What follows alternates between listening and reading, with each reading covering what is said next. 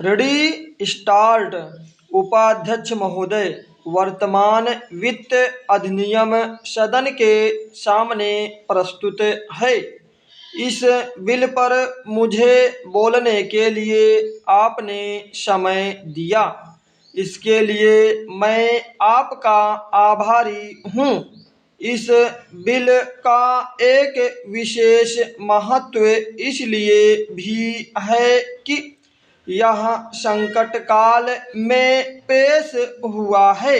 चीन ने हमारे देश पर हमला किया, देश पर संकट आया, राष्ट्र को चुनौती मिली और इस चुनौती को हम सब ने स्वीकार किया, जिसके लिए पैसे की आवश्यकता हुई।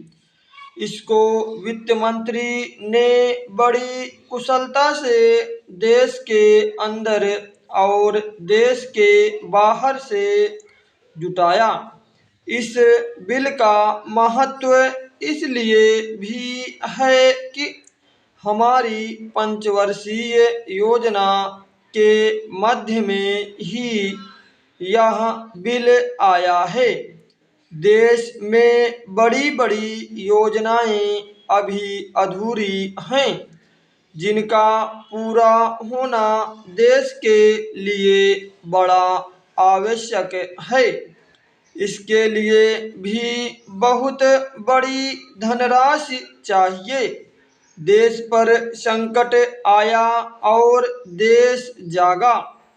कोने कोने से लोगों ने पैसा और सोना दिया और अपने लड़के तक फौज में दिए।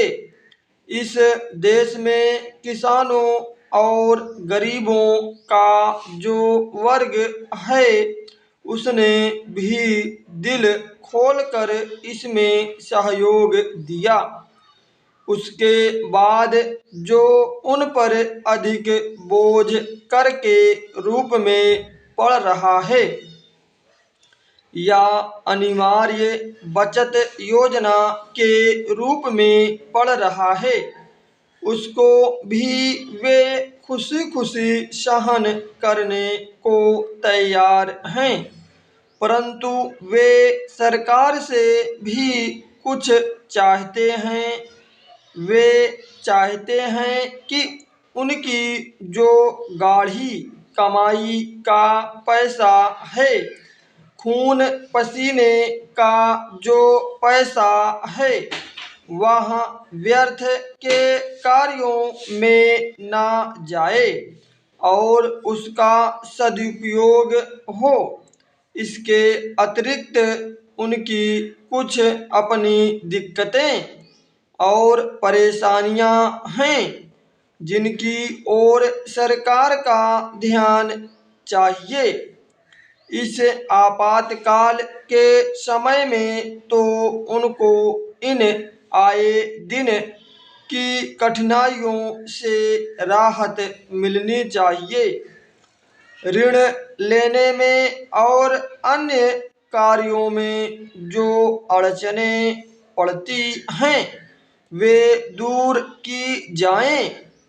किसान भारत की रीढ़ हैं। अगर इनको सुविधाएं दी जाएंगी तो देश आगे बढ़ेगा। आज जहां देश के साधारण लोगों ने इस सरकार का हाथ बटाया, वहां एक वर्ग ने, जो कि धनी वर्ग कहलाता है, अपने साधनों के अनुसार सरकार के सुरक्षा कार्यों में सहायता नहीं की।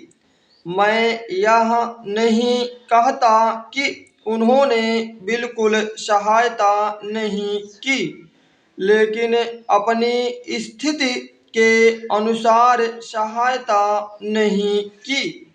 जहाँ तक योजनाओं का संबंध है, इस देश को समृद्धिशाली बनाने के लिए योजनाओं पर काफी काम हो रहा है। स्टॉप।